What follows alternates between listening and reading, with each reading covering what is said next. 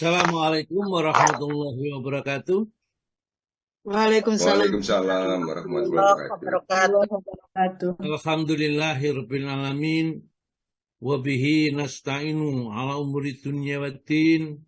Asyhadu an la ilaha illallah wahdahu la syarikalah wa asyhadu anna Muhammadan abduhu wa rasuluh. Allahumma shalli wa sallim wa barik ala Muhammadin wa ala alihi wa ashabihi ajma'in. Subhanaka la ilma lana illa ma 'allamtana innaka antal alimul hakim. Allahumma iftah lana hikmataka wansur alaina rahmataka min khazaini rahmatika ya arhamar rahimin. Qala Allah ta'ala fi kitabil karim, a'udzu billahi minasyaitonir rajim. Ya ayyuhalladzina amanu taqullaha haqqa tuqatih wa la tamutunna illa wa antum muslimun. Ya ayuhan nasu taqu rabbakumul ladzi khalaqakum min nafsin wahidah wa khalaqa minha zawjaha wa basa minhuma rijalan katsiran wa nisaa'a wattaqullaha alladzi tasaaluna bihi wal arham innallaha kana 'alaikum raqiba. Ya ayyuhalladzina amanu taqullaha wa qulu qawlan sadida yuslih lakum a'malakum wa yaghfir lakum dzunubakum. Wa may yuti'illaha wa rasulahu faqad faza fawzan 'azima. Amma ba'du fa innal asdaqal hadits kitabullah wa khairal hadi Muhammadin sallallahu alaihi wasallam wa syarrul umuri muhdatsatuha wa kullu muhdatsatin bid'ah wa kullu bid'atin dhalalah wa kullu dhalalatin finnar. Bapak dan Ibu sekalian, jamaah Syifa yang dirahmati oleh Allah Ta'ala, alhamdulillah pada pagi yang senantiasa kita tunggu setiap pagi ini untuk bisa berkumpul, saling nasihati wa tawassaw bil haq, ya, wa tawassaw bis sabr ini selalu kita kerjakan. Paling tidak kita sudah mengamalkan salah satu surat wal asri ini, ya, wa tawassaw bil haq, saling bernasihat, berwasiat kepada kebenaran dan saling berwasiat tentang kesabaran. Itulah orang yang tidak rugi nanti besok di akhirat. Luar biasa sekali yang disampaikan Pak Agus Subagio tersebut, ya. Coba ngerti seperti itu, ya. Kita judulnya nanti tak sambung saja dengan judulnya itu, tapi nggak dikasih tahu sama Pak Agus itu, dirahasiakan, rahasia itu, ya. Jadi nggak disampaikan. Dia tuh seandainya di WA itu nggak saya sampaikan dengan ayat saya dibaca. Tapi Pak Agus tadi minta yang dibaca itu coba dibaca surat Luqman tadi ayat yang ke-13 sampai ayat 18, ya. Ya kalau begitu pagi ini yang dibaca surat Luqman aja, ya, ayat 13 sampai ayat 18. Itu pun juga hubungannya dengan kesyirikan juga yang Luqman melarang. Dan bagaimana nasihat-nasihat orang tua yang bijak itu kepada anaknya, ya, karena lebih pas gitu. Sebenarnya saya kepingin ini menyampaikan surat yang nomor 10 ayat 31 sampai ayat yang ke-36. Ini juga bagus. Yang tadi surat Luqman tadi ya juga bagus. Tapi supaya sambung dengan Pak Agus tadi, maka kita baca aja surat Luqman, ya, surat nomor 31 ayatnya 13 sampai ayat 18 kata Pak Agus tadi. Ya, mudah-mudahan nanti dengan dibacakan ayat ini yang disampaikan Pak Agus tadi menjadi mengena buat kita, ya, bagaimana Luqman memberikan nasihat kepada anaknya.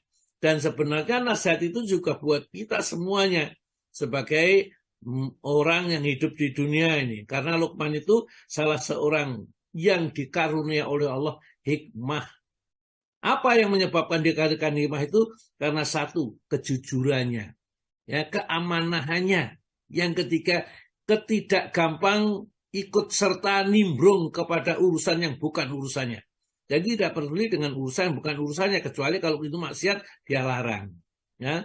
Jadi tidak gampang mencampuri urusan yang bukan urusannya, maka Allah karuniakan ilmu hikmah, ya, seperti itu. Ada satu riwayat Luqman ini bahwa tatkala dia didatangi malaikat Jibril, maukah diangkat jadi nabi atau diberi orang hikmah saja atau jadi raja, ya. Dia menjadi ahli hikmah saja. tidak jadi nabi, dia jadi raja, ya. Sebaik apapun raja itu tidak ada yang semua senang, pasti ada celahnya. Ya, kita lihat aja. Kita seorang pemerintah, siapapun yang memerintah, nggak ada yang memuji, pasti ada yang mencela.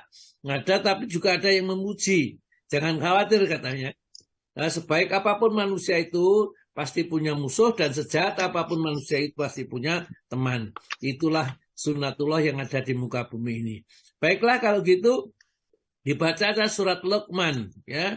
Surat Luqman, surat yang nomor 31 ayat yang ke-13 sampai 18. Namun demikian saya juga serahkan kepada Pak siapa tadi? Pak Arif Sugiarto. Pak Alis, apakah milih surat Yunus? Karena kadang-kadang sudah dipersiapkan, sudah kadang latihan baca surat Yunus, lo diganti, langur, kan nggak senang ya. Monggo silahkan dibaca surat manapun juga siapnya. Nanti setelah itu kita akan sampaikan kandungan yang terdapat di dalam surat ini. Karena Al-Quran itu tidak ada yang tidak menarik, semuanya menyenangkan, mengagumkan kalau kita mau mendalami isinya secara mendalam. Monggo silakan Pak Arif, ya, Pak Arif Sugiarto, ya. Iya, Pak Ustaz. Ya, monggo Pak Arif Sugiarto dibaca mana yang kira-kira ya surat, boleh surat Yunus ya, ayat yang 31 sampai 36 atau surat Luqman tadi yang ayat 13 sampai ayat 18. Monggo. Surat Yunus nggih Pak Ustaz. Nggih, monggo surat Yunus. Nggih. A'udzu billahi minasyaitonir rajim. Bismillahirrahmanirrahim.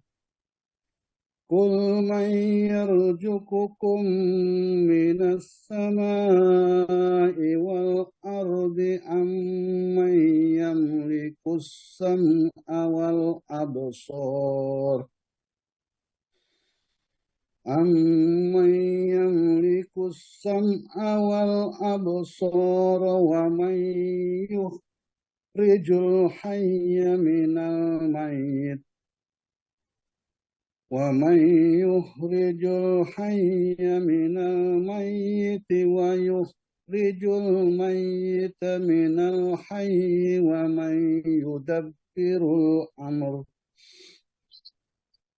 فسيقولون الله فقل أفلا تتقون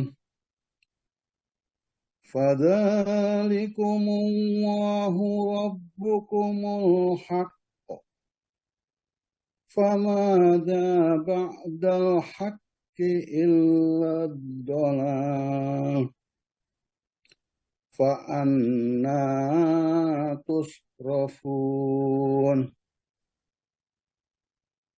كذلك حقت كلمة ربك على الذين فسقوا أنهم لا يؤمنون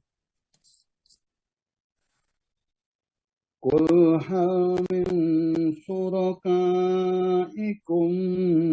من يبدأ الخلق ثم يعيده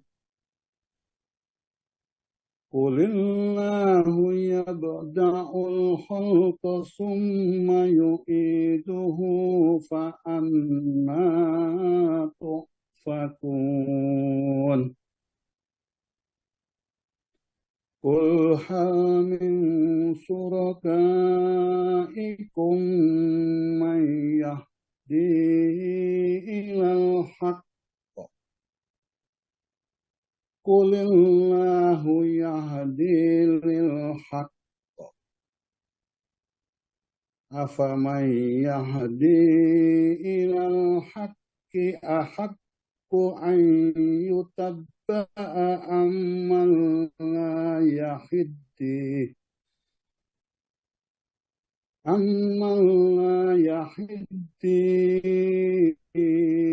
إلا أن يهدى فما لكم kaifa tahkumun.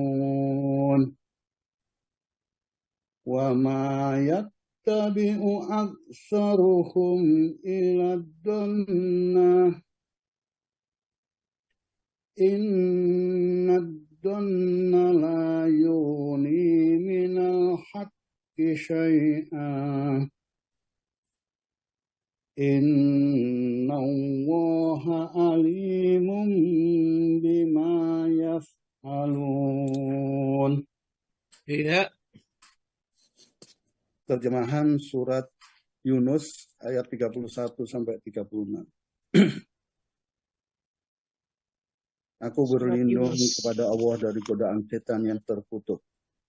Dengan nama Allah yang Maha Pengasih, Maha Penyayang. Katakanlah Muhammad, siapakah yang memberi rezeki kepadamu dari langit dan bumi? Atau siapakah yang kuasa menciptakan pendengaran dan penglihatan? Dan siapakah yang mengeluarkan yang hidup dari yang mati, dan mengeluarkan yang mati dari yang hidup? Dan siapakah yang mengatur segala urusan? Maka mereka akan menjawab, Allah.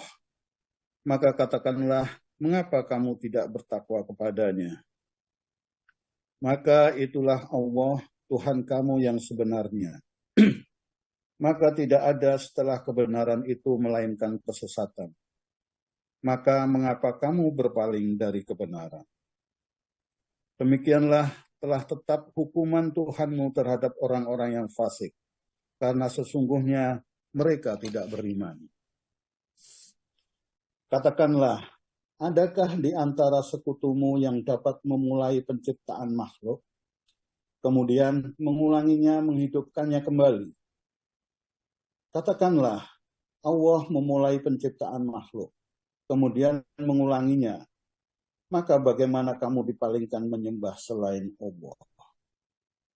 Katakanlah, apakah di antara sekutumu ada yang membimbing kepada kebenaran? Katakanlah, Allah lah yang membimbing kepada kebenaran. Maka manakah yang lebih berhak diikuti? Tuhan yang membimbing kepada kebenaran itu, ataukah orang yang tidak mampu membimbing bahkan perlu dibimbing? Maka mengapa kamu berbuat demikian? Bagaimanakah kamu mengambil keputusan? Dan kebanyakan mereka hanya mengikuti dugaan. Sesungguhnya dugaan itu tidak sedikit pun berguna untuk melawan kebenaran. Sungguh, Allah Maha mengetahui apa yang mereka kerjakan. Sadaqallah. Alhamdulillah, terima kasih Pak Arif Suharto, bacaannya sudah luar biasa, sudah tenang, ya, sudah bisa memperhatikan betul-betul, hampir ya, menurut saya, ya sempurnalah bacaannya. Ya tentunya kalau lagunya kurang seperti orang yang hebat, ya tentunya lagu itu adalah Gawane Bayi, ya, misalnya ya.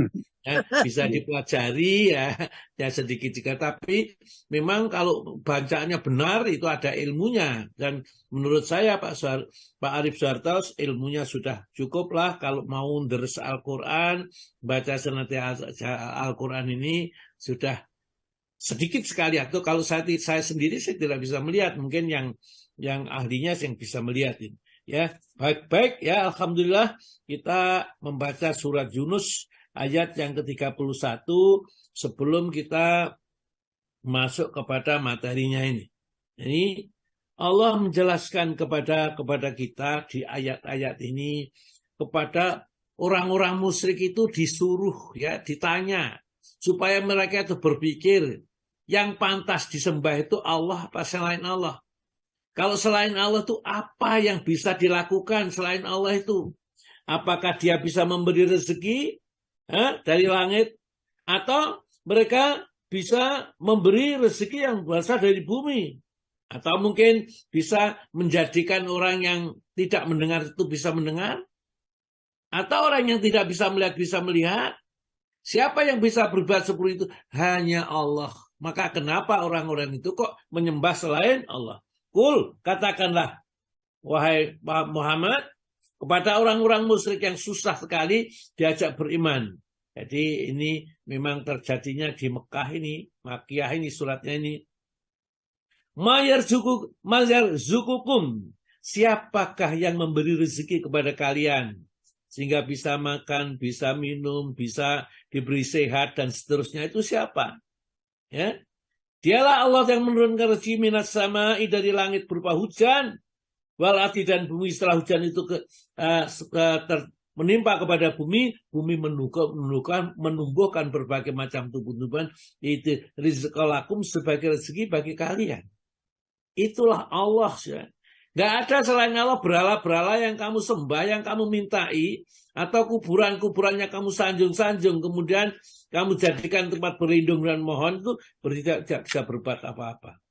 Ama yang meliku wal absar, atau siapakah yang kuasa, ya, membukakan pendengaran dan penglihatan, sehingga dengan mata kita bisa melihat, dengan telinga kita bisa mendengar.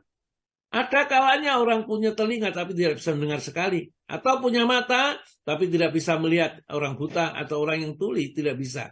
Yang bisa menjadikan mendengar siapa? Allah, ya. Allah yang bisa.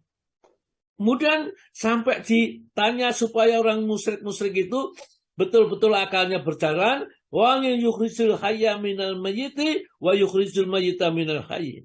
Siapa yang dapat mengeluarkan kehidupan dari yang mati, atau mengeluarkan dari yang mati sesuatu yang hidup? Jadi misalnya dari yang hidup dikeluarkan yang mati. Misal gampangannya, dari ayam keluarlah telur, telur itu mati, tidak bisa apa-apa, dibiarkan ya seperti itu saja. Tapi suatu saat telur itu bisa mengeluarkan kehidupan dari dalamnya. Ya. Itulah Allah. Dan semua yang terjadi, spora, sperma, ya, ovum, dan lain-lainnya terjadi seperti yang disebutkan oleh Allah itu secara umum. Allah lah yang mengeluarkan yang hidup dari yang mati, dan mengeluarkan yang mati dari yang hidup. Telur keluar dari makhluk yang hidup, yaitu ayam. Kemudian dari telur itu nanti akan bisa menetas menjadi ayam. Pada telur itu mati, tidak bisa apa-apa, ditaruh juga diam, tidak bisa bergerak apa-apa. Itulah supaya kita paham, itu semua adalah perbuatan Allah. Ya. Maka dari itu, wa man yudabbirul amr, siapa yang dapat mengatur semuanya itu? Fasayakulunallah, tentu mereka itu mengatakan hanya Allah. Mestinya jawabannya yang benar ya cuma Allah. Maka fakul katakan kepada orang musyrik itu, afala tatakun, kenapa kamu tidak bertakwa kepada Allah? Justru kamu pergi ke berhala, pergi ke tempat yang, ya, misalnya kuburan atau batu atau apa saja, kita minta, kita berlindung, kita bersandar, kita berdoa kepada mereka. Kenapa? Ya. Oleh karena jelaskan, fadzalikumullahu rabbukum, itulah Rabbmu, Rabb kalian, al-haqqu, yang sebenarnya, yang mesti kalian ibadahi, kalian sembah, kalian minta tolong, kalian berlindung kepadanya. Famaza ba'da haqqu ilal dhalal, maka tidak ada, ya, setelah kesesatan, setelah kebenaran itu kecuali kesesatan. Jadi kalau sudah ditunjukkan kebenaran lewat Al-Quran mereka menolak, maka semua yang dilakukan di luar Al-Quran adalah bentuk kesesatan. Ya. Jadi ilal dhalal, fa'anna tusrifun, kenapa kau sampai dipalingkan? Kamu memilih kesesatan. Allah jelaskan kemudian, kadzalika haqqat kalimatu rabbikal ala fasiku, itulah sudah ketetapan siksa Allah nanti terhadap orang-orang yang fasik, orang-orang yang tidak mau beriman kepada Allah ini, annahum, sesungguhnya mereka la yu'minun, tidak beriman, berhak mereka masuk ke dalam nerakanya Allah Subhanahu wa taala. Ya. Ditanyakan lagi oleh Allah taala supaya orang-orang musyrik itu pikirannya hidup, dan kita pun juga hidup pikirannya. Jangan sampai minta berlindung pergi ke sesuatu tempat atau mengadakan suatu upacara yang sama sekali tidak ada landasan agama, tidak ada perintah dari Allah Ta'ala. Kul, katakanlah, hal min surakaikum, ya, apakah di antara sekutu-sekutu kalian mayabda'ul khalq, apa yang dapat memulai mencipta makhluk, sumayu iduhu, kemudian mematikan dan menghidupkan kembali? Adakah dari sekutu-sekutu kalian yang kalian sembah, kalian minta pertolongan itu, adakah seperti itu? Tidak ada. Kulillahi, katakan kalau begitu, hanyalah Allah saja. Kulillahu, hanya Allah saja, yabda'ul khalqa, yang menciptakan sesuatu makhluk, sumayu itu kemudian menghidupkan kembali. Jadi kita itu diciptakan, kemudian dimatikan, besok akan dihidupkan kembali. Ya. Kaifa takuluna billahi wa kuntum amwatan fa ahyakum summa yumitukum summa yuksikum summa ilaihi turja'un. Surat Al-Baqarah ayat yang ke-28 ini, ya. Jadi Allah Ta'ala yang mematikan mematikan kita itu dan kembali kepada hanya Allah. Tapi kenapa mereka memilih selain Allah? Kemudian ayat ketiga menyerahkan kepada kita. Kul, katakanlah, hal min surakaikum mayahdi, adakah di antara sekutu-sekutumu itu yang kamu sembah selain Allah itu yang dapat memberi petunjuk ilal haqq, kepada jalan kebenaran, kepada jalan menuju surga, kebahagiaan dunia dan akhirat? Adakah? Tentu tidak ada. Qulillahu yahdil lil haq, hanya Allah Ta'ala, katakan, yang dapat memberi petunjuk kepada jalan yang benar. Afa mayahdi ilal haqq, ya. Apakah yang dapat memberi petunjuk kepada kebenaran itu? Kepada itu? Ayutaba'a, yang layak untuk diikuti. Aman layahdi, apakah yang tidak dapat memberi petunjuk, yaitu berhala-berhala itu, ya, ila ayuhda, kecuali kalau yang diberi petunjuk, apa itu yang diikuti. Ya. Famalakum, kenapa sih kamu itu? Ya.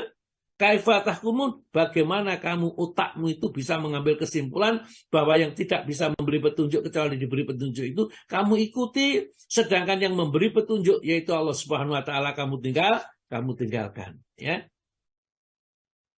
Kemudian ayat yang ketiga, wama yattabi'u aktsarahum ilal dhon, mereka itu kebanyakan tidak mengikuti, ya, pendapat-pendapat, keyakinan-keyakinan, kecuali dhon, persangkaan, dugaan-dugaan saja. Barangkali ada Tuhan langit, ada Tuhan langit, Tuhan bumi, Tuhan laut, Tuhan angin, dan lain sebagainya. Dia itu cuma duga-duga saja. Jadi ada Tuhan pencipta, Dewa Siwa itu yang merusak, Wisnu yang menciptakan, Brahma pemelihara misalnya, ya. Ada keyakinan seperti itu, ya. Padahal tidak ada sebenarnya.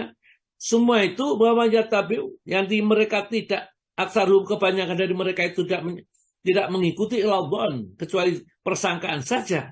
Inna-dhona, sesungguhnya persangkaan itu la yaghni minal haqqi syai'an, sedikit pun tidak bisa mengarah kepada bentuk keyakinan.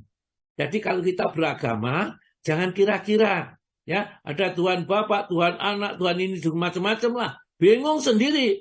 Setelah ditanyakan dia saja bingung untuk menjelaskan, dan tatkala menjelaskan dia sendiri tidak yakin dengan penjelasannya. Coba dalam agama Islam gampang. Qul huwallahu ahad, katakan Allah itu esa, ya. Allahus samad, Allah tempat bergantung.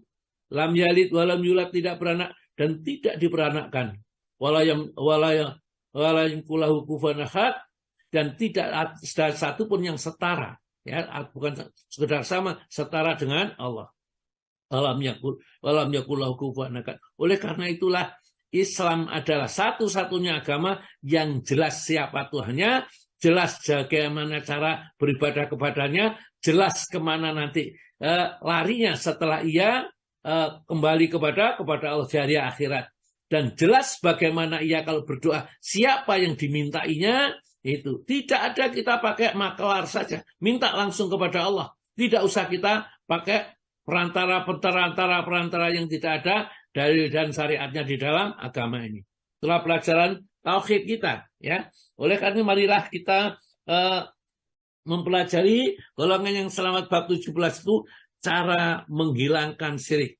Jadi syirik itu tidak akan bisa dihilangkan kecuali dengan menghilangkan 3 jenis syirik besar yang senantiasa menjadi penyakit setiap orang. Monggo Pak Tomo dibaca.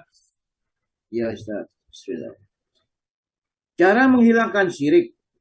Sesungguhnya menghilangkan syirik kepada Allah tidak akan sempurna kecuali dengan menghilangkan 3 macam syirik. 1. Syirik dalam perbuatan Tuhan. yaitu beriktikad bahwa di samping Allah terdapat pencipta atau pengatur yang lain, sebagaimana yang diyakini oleh sebagian orang-orang sufi, bahwa Allah menyerahkan sebagian utusan kepada beberapa wali kutubnya untuk mengaturnya. Keyakinan seperti ini belum pernah dianut oleh kaum musyrikin sebelum Islam. Bahkan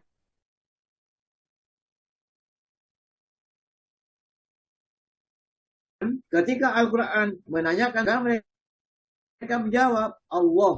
Dan siapakah yang mengatur segala urusan? Maka mereka menjawab Allah. Surat Yunus 31. Penulis terus, Ya, terus, Pak. penulis pernah membaca kitab Al-Kafi fil Arad ala Al-Wahabi yang pengarangnya seorang sufi. Di situ disebutkan, sesungguhnya Allah memiliki beberapa hamba yang bila mereka mengatakan pada sesuatu, jadilah, maka terjadilah ia.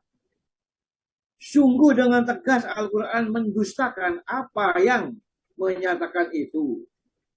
Maka Allah berfirman dalam surat Yasin ayat 82, sesungguhnya perintahnya, maksudnya perintah Allah, apabila dia menghendaki sesuatu, hanyalah berkata, jadilah, maka terjadilah ia. Kemudian Al-A'raf 54, Allah berfirman, ingatlah menciptakan dan memerintahkan hanyalah hak Allah. Ya, jadi syirik yang pertama adalah syirik dalam perbuatan Tuhan atau syirik rububiyah. Ya, syirik rububiyah, nanti ada syirik uluhiyah dan ada syirik sifat-sifat Allah. Ya, ini. Jadi yang pertama kali manusia itu berkeyakinan, itu yang tidak diperbolehkan, bahwa ada selain Allah yang bisa mengatur urusan di dunia ini. Ya. Misalnya menurunkan hujan, ada orang yang bisa mendatangkan hujan atau menolak hujan dan seterusnya. Atau ada seorang yang bisa untuk mendatangkan orang yang tidak laku nikah umpamanya, atau orang yang tidak punya anak itu bisa punya anak, ya, dengan sabdanya atau dengan kata-katanya saja, bukan dengan sunatullah, ya. Kalau sunatullah menggunakan ilmu yang sudah diajarkan oleh Allah kepada manusia tidak ada masalah, ya. Tetapi ini menganggap bahwa dia bisa menjadikan orang yang sengsara susah menjadi gembira dan seterusnya. Artinya dia itu mempunyai kekuasaan mirip kekuasaannya Allah, bisa mengetahui yang tidak diketahui oleh orang lain, bisa menetapkan ketetapan yang sudah ditetapkan oleh Allah dirubah untuk dirinya, ya. Jadi orang yang berakan seperti itu biasanya diyakini oleh golongan-golongan sufi. Orang-orang sufi itu orang yang zikirnya sudah banyak, sudah tingkat wali kutub, maka dia bisa saja menjadikan sesuatu itu dengan ucapan kun fayakunnya. Jadi jadilah, maka jadi. Inilah barangkali yang terjadi kenapa dulu Ustadz Danu ini tatkala memberi menyembuhkan atau memberi kesembuhan, meruqyah kepada pasien-pasiennya kun fayakun, maka ini dihilangkan menjadi jadilah, maka jadilah, ya. Kalimatnya tidak kun fayakun, karena kunnya fayakun itu seperti disebutkan oleh Allah dalam surat Yasin ayat 82, innama amruhu idza arada syai'an ayyakulalahu kun fayakun. Ini hanya milik Allah, tidak boleh menjadi milik manusia. Kalau manusia merasa mempunyai kun fayakun, maka dia terjadilah syirik rububiyah, ya, syirik dalam hal pengaturan alam semesta ini. Padahal seluruh alam semesta itu hanya Allah saja, ya. Allah berfirman, Allah lahul khalqu wa amru. Ya, ingatlah, hanya, ya, hak Allah lah menciptakan dan memerintahkan segala apa yang di muka bumi. Tidak ada selain Allah yang dapat menciptakan barang seekor lalat pun, ya. Menciptakan bahkan tidak bisa merebut apa yang sudah diambil oleh lalat itu. Tolong Pak Tomo dibaca surat Al-Ankabut, surat nomor 29 ayat 73, ya. Monggo Pak, surat 73. Surat Ya, Al-Haji. Surat Ya. Al-Haji, Pak. Al-Haji Mohon ya. maaf. Berarti Nggih, nggih. surat 22 ya. Iya, surat 22. Ayatnya berapa ya? 73. 73 ya. Hai manusia, telah dibuat perumpamaan, maka dengarkanlah olehmu perumpamaan itu. Sesungguhnya segala yang kamu seru selain Allah, sekali-kali tidak dapat menciptakan seekor lalat pun, walaupun mereka bersatu untuk menciptakannya. Dan jika lalat itu merampas sesuatu dari mereka, tiadalah mereka dapat merebutnya kembali dari lalat itu. Amat lemahlah yang menyembah, dan amat lemah pula lah yang disembah. Jadi orang musyrik itu sampai Allah menggambarkan gitu loh. Ya, coba sih berhala-berhala yang disekutukan itu suruh lalat saja, ciptakan lalat. Tidak mungkin meskipun bersekutu sekian banyak orang yang pintar-pintar itu menciptakan seekor lalat, tidak bisa. Bahkan tidak hanya itu. Kalau lalat itu mengambil sesuatu, ya, kemudian dia ingin merebut apa yang diambil oleh lalat itu, ditangkap, tidak bisa. Karena tidak ngerti apa yang dibawa oleh si lalat itu. Itulah lemah yang menyembah dan lemah pula yang disembah. Maka menyembah kepada selain Allah atau syirik itu adalah perbuatan yang sangat tercela sekali di dalam agama. Ya. Yang kedua, syirik dalam ibadah, Pak. 2. Syirik dalam ibadah dan doa. Dia beribadah dan berdoa kepada Allah disertai dengan beribadah dan berdoa pula kepada para nabi dan orang-orang soleh. Iya. Seperti istighosah, minta pertolongan kepada mereka, berdoa kepada mereka di saat sempit atau lapang. Ironinya, justru hal ini banyak kita jumpai di kalangan umat Islam. Tentu yang menanggung dosa terbesarnya adalah syekh atau guru yang mendukung perbuatan syirik ini dengan dalih tawassul. Ya, ini jadi harus hati-hati kita. Syirik yang kedua adalah syirik uluhiyah, ya. Syirik dalam beribadah kepada Allah dan dalam berdoa. Ibadah hanya boleh ditujukan kepada Allah. Inna sholati wa nusuki wa mahyaya wa mamati lillah. Hanya untuk Allah, tidak boleh diperuntukkan selain Allah. Demikian juga berdoa. Jadi kalau kita berdoa kepada Allah dan beribadah ke selain Allah, meskipun selain Allah itu yang berdoa kepada Nabi, ya Rasulullah, bukakan pintu rezeki bagi saya, ini syirik. Jadi tidak boleh berdoa seperti itu, meskipun kepada Rasulullah, ya tidak boleh. Ya Rasulullah, tolonglah kami, ini dalam keadaan kesulitan, tidak boleh. Mintanya harus hanya kepada Allah, karena Nabi kita ini inna basarokum mislukum. Sesungguhnya inna basarokum mislukum, katakanlah sesungguhnya kami itu manusia seperti kalian. Jadi di dalam surat Kahfi ayat 110 itu. Kul innama ana basarum mislukum, ya. Katakanlah sesungguhnya aku adalah manusia seperti kalian. Bedanya yuha ilayya, aku diberi wahyu oleh Allah Subhanahu wa taala. Maka dari itu berdoa tidak sekali-kali diizinkan kita berdoa kepada selain Allah. Berdoanya kepada Allah, lebih-lebih berdoa kepada orang yang dianggap wali barangkali. Apalagi kepada setan, kepada jin, itu tambah lebih sesat lagi. Maka kembali kita kepada Allah, beribadahnya hanya kepada Allah. Tujukan jangan sampai kita syirik. Yang kedua syirik uluhiyah. Berdoa, memohon, beribadah kepada selain Allah. Maka terus mereka menamakan perbuatan atau syariat tersebut dengan nama lain yang bukan nama sebenarnya atau tawassul. Karena tawassul adalah memohon kepada Allah dengan melalui perantara. Adapun yang mereka lakukan adalah memohon kepada selain Allah seperti ucapan, tolonglah kami wahai Rasulullah, wahai Jailani, wahai Badawi. Permohonan seperti di atas adalah ibadah kepada selain Allah, sebab ia merupakan doa atau permohonan. Sedangkan Rasulullah SAW bersabda, doa itu adalah ibadah. Ya, karena doa itu ibadah, tidak boleh kita berdoa kita tujukan kepada selain Allah, hanya boleh kepada Allah. Ya. tatkala Rasulullah menerangkan ya, doa wal ibadah, doa itu adalah ibadah, ya, maka kemudian membaca surat nomor 40 ya, ayat ke-60 ini ada ud'uni astajib lakum innalladzina yastakbiruna an ibadati sayadkhuluna jahannama dakhirin. Maka dibaca Pak Tomo ayat ke-60 surat ke-40.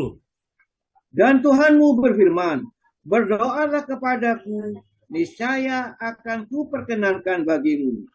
Sesungguhnya orang-orang yang menyombongkan diri dari penyembahanku akan masuk neraka jahanam dalam keadaan hina dina. Ya, ud'uni itu berdoalah kamu, serulah aku kepadaku, yang astajib lakum, niscaya aku ijabah seruanmu, diterima ibadahnya kepada Allah. Innalladzina yastakbiruna, sesungguhnya orang-orang yang menyombongkan diri an ibadati, dari beribadah kepadaku, maksudnya dari berdoa, tidak mau berdoa kepada Allah, justru kepada selain Allah, sayadkhuluna jahannama dakhirin, akan dimasukkan dalam neraka dalam keadaan hina dina. Oleh karena itulah kembali bahwa doa hanya boleh ditujukan kepada Allah saja, tidak boleh kepada selain Allah. Kalau kita sampai berdoa kepada selain Allah, jatuh kepada syirik. Dan bahkan sumpah pun tidak boleh demi Allah, demi Rasulullah. Itu tidak boleh. Kita kadang-kadang mendengar orang yang saking khusyuknya kalau sumpah demi Allah, demi Rasulullah. Ya tidak boleh. Demi Allah sajalah. Ya. Kalau kita bersumpah karena demi Allah, demi Rasulullah, jadilah kita syirik. Meskipun tidak syirik besar, tapi itu akan membahayakan kita. Karena syirik kecil itu lebih berbahaya daripada dosa besar. Karena dosa besar gampang ditobati, sedangkan syirik itu agak susah kalau tidak betul-betul bertobat kepada Allah secara murni. Ya. Terus Pak, di samping. Monggo di samping. Dan di samping itu, pertolongan tidak boleh dimohonkan kecuali kepada Allah semata. Maka Allah berfirman dalam surat ayat 12, dan Allah membanyakkan harta dan anak-anakmu. Iya, ya, jadi di dalam surat Nuh itu ayat yang 10 itu anistaghfiru rabbakum innahum kana ghafara yursilis samaa alaikum midrara, ya, wa yubikum bi ambalin wa banina, ya. Kemudian mohon ampun kepada Allah. Jadi orang yang mau berdoa itu disyaratkan mohon ampun dulu kepada Allah atas dosa-dosa yang pernah dikerjakan. Ya, innahu kana ghafara, sesungguhnya Allah itu Maha Pengampun sekali terhadap dosa-dosa yang dilakukan. Kalau sudah minta ampun kepada Allah, berdoa, mohonlah kepada apa yang kita mohonkan. Misalnya rezeki, karena Allah mengatakan yursilis samaa alaikum midrara, Allah akan mengirimkan kepada kalian hujan yang lebat. Maksudnya sumber-sumber rezeki dibukakan di langit dengan perantaran hujan yang diturunkan di bumi, sehingga bumi itu menghasilkan rezeki yang kita harapkan. Maka yumditkum bi ambalin wa banina, maka Allah akan membanyakkan harta dan anak-anakmu. Jadi berdoa hanya kepada Allah. Maka termasuk, Pak? Termasuk syirik dalam ibadah ialah syirik hakimiyah, yaitu jika sang hakim, penguasa, atau rakyat meyakini bahwa hukum Allah tidak sesuai lagi untuk diterapkan, atau dia membolehkan diberlakukannya hukum selain hukum Allah. Jadi hukum yang sudah ditetapkan oleh Allah, misalnya hukum zina, misalnya rajam, ya, atau hukum mencuri potong tangan, maka kita meyakini bahwa itu sudah tidak ada kemanusiaannya, maka hukumnya cukup ya dengan penjarakan 1 tahun, 2 tahun. Maka kalau itu diyakini itu lebih benar daripada hukum Allah, maka orang itu sudah terjerumus kepada syirik, ya, uluhiyah, ya, syirik hakimiyah di sini disebutkan, ya, dari memutuskan perkara bukan dengan hukum yang ditetapkan oleh Allah. Sedangkan hukum-hukum masalah dunia, jadi seperti kalau berkendaraan hukumnya harus memakai SIM, kalau tidak pakai SIM ditangkap nanti ya, sebagai pelanggaran hukum. Kalau itu hukum nusul seperti itu ya diserahkan kepada manusia ini.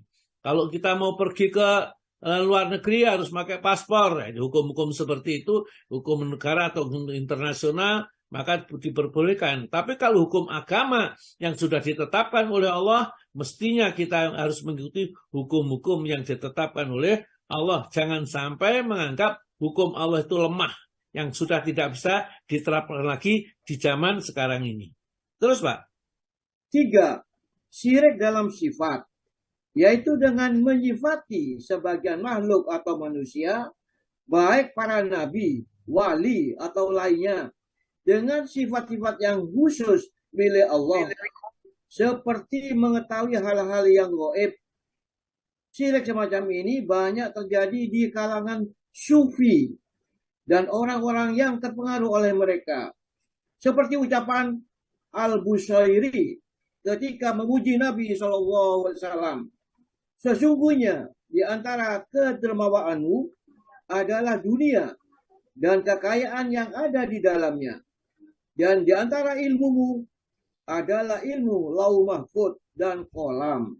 Ya, dia berlebihan memuji Nabi dengan pujian yang tidak pernah dimiliki oleh Nabi itu dilarang, ya.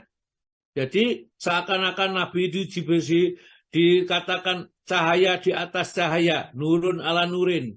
Padahal di atas cahaya, nurun ala hanya milik Allah. Kemudian Rasulullah dimintai ampun. Atau kita menganggap ada seorang wali atau seorang yang pandai, itu sampai mengerti sak durungi winarah, itu ngerti yang akan terjadi besok, ini akan terjadi ini. Oh, ini orang itu mengerti, ya. Ya, karena memang ada sebagian di antara wali-wali Allah itu yang diberitahu, ya, oleh Allah dengan karena ketakwaan diberi karomah. Tapi tidak semuanya mengerti yang gaib, tidak ada. Karena yang mengerti yang gaib hanyalah Allah, sedangkan Nabi kita pun mengerti, ya, karena juga itu sebagian dari pemberian yang diberikan oleh Allah kepada sebagian nabinya. Jadi tidak ada seorang pun, siapapun yang mengerti apa yang akan terjadi nanti saja, ya. Itu tidak ada yang akan mengerti. Terus, Pak, nanti ada di ayat 88 surat Al-A'raf itu. Monggo, Pak. Dan disinilah yang dari sinilah. Teruskan, Pak. Dari sinilah. Dan di antara ilmumu adalah ilmu Lauh Mahfuz. Maksudnya Lauh Mahfuz adalah tempat di mana Allah menuliskan takdir setiap makhluk. Sedangkan Al-Qalam adalah makhluk yang diciptakan oleh Allah, yang dengannya Allah menuliskan takdir di setiap makhluk di Lauh Mahfuz. Di antara ayat dan hadis yang berbicara tentang Lauh Mahfuz dan Qalam adalah bahkan yang didustakan oleh mereka ialah Al-Quran yang mulia yang tersimpan dalam Lauh Mahfuz. Al-Buruj ayat 21-22. Kemudian dari sinilah kemudian terjadi kesesatan para dajjal, pembohong yang mengklaim dirinya bisa melihat Rasulullah SAW dalam keadaan terjaga. Lalu menurut pengakuan para dajjal itu, mereka menanyakan kepada beliau tentang rahasia jiwa orang-orang yang bergaul dengan mereka. Para dajjal itu ingin menguasai sebagian urusan manusia. Padahal Rasulullah SAW semasa hidupnya saja tidak mengetahui hal-hal yang gaib tersebut. Sebagaimana ditegaskan oleh Al-Quran, yaitu Al-A'raf 188, dan sekiranya aku mengetahui yang gaib, tentulah aku membuat kebajikan yang sebanyak-banyaknya, dan aku tidak akan ditimpa kemudorotan. Ya. Jadi jangan sampai ada orang yang merasa mengerti seperti pengetahuannya Allah. Mengerti terjadi, nanti akan terjadi ini. Rasulullah saja, ya, Allah Ta'ala berfirman ini, walau kuntu a'lamul ghaibah. Kalau sekiranya aku ngerti yang gaib, jadi berarti Rasulullah tidak ngerti yang gaib, maksudnya itu. La astaksaru, ya, lastaksaru, tentu aku akan memperbanyak, lasatuni minal khairi, dari banyak kebaikan. Wama masaniya su, dan aku tidak mungkin tertimpa oleh celaka, keburukan. Padahal di dalam perang Uhud Rasulullah itu gigi taringnya patah, ya, kepalanya berdarah-darah. Maka dari itulah ya, itu menunjukkan bahwa Nabi itu biasa dalam hal-hal yang sifatnya seperti manusia, dia adalah manusia biasa. Sedang dengan hal-hal yang ada hubungannya dengan wahyu perintah Allah, itu dia mempunyai kekhususan, ya. Jangan sampai dianggap kalau sudah Nabi bisa menolong ini, bisa kalau diminta ini, bisa melaksanakan ini dan itu ditepis supaya kita akidah tauhidnya itu tetap lurus kita sampai kita dipanggil oleh Allah Subhanahu wa taala. Maka jika semasa hidupnya, moga Pak. Jika semasa hidupnya saja Rasulullah tidak mengetahui hal-hal yang gaib, bagaimana mungkin beliau bisa mengetahui setelah beliau wafat dan berpindah dari keharibaan Rob yang maha tinggi? Ketika Rasulullah SAW mendengar salah seorang budak wanita mengatakan, dan di kalangan kita terdapat Nabi yang mengetahui apa yang terjadi besok hari, maka Rasulullah SAW berkata kepadanya, tinggalkan ucapan ini dan berkatalah dengan yang dahulunya biasa engkau ucapkan. Terus Pak, kepada memang terkadang ditampakkan pada Rasul itu sebagian masalah-masalah gaib sebagaimana ditegaskan dalam firman Allah surat Jin 26-27, dia adalah Rob yang mengetahui yang gaib, maka dia memperlihatkan kepada seorang pun tentang yang gaib itu kecuali kepada Rasul yang diridhoinya. Ya, jadi tidak ada yang tahu, hanya yang kalau yang itu memang ada Rasul yang tahu, memang oleh Allah diberitahu, diberi wahyu, misalnya tentang tanda-tanda kiamat, ya, tentang nanti akan terjadi ini dan itu wahyu dari Allah, bukan ramalan. Rasulullah tidak pernah meramal. Nanti semua yang diucapkan itu adalah wahyu. Allah Ta'ala mengingatkan, wa ma yantiqu anil hawa, dia tidak pernah berbicara dengan hawa nafsu, in huwa illa wahyu yuha, kecuali wahyu yang diberikan oleh Allah kepadanya. Jadi surat An-Najm ayat 3 dan ayat 4 itu seperti itu. Oleh karena itu jangan sampai kita salah dalam berdoa. Ringkasnya, syirik rububiyah dilarang, syirik uluhiyah yaitu dalam berdoa dan beribadah juga dilarang kecuali kepada Allah. Yang ketiga adalah syirik dalam sifat, mensifati Allah, ya, sama dengan makhluk atau sifat makhluk sama dengan Allah. Jadi makhluk ada yang mengetahui ini dan itu yang terjadi besok tahun ini akan ini ya, ramalan joyo-boyo dan lain-lainnya, tidak ada yang benar, ya, tidak ada yang benar. Kalau tahu itu pas, ya, mungkin ketepatan saja dan atau dicocok-cocokkan begitu, ya, akhirnya bisa jadi cocok, ya, cocok karena bukan karena mereka tahu yang gaib, karena tidak ada yang tahu gaib kecuali Allah. Baiklah, saya pikir sampai di sini dulu. Nah, kita lanjutkan nanti pada pertemuan berikutnya, orang yang mengesahkan Allah. Monggo Pak.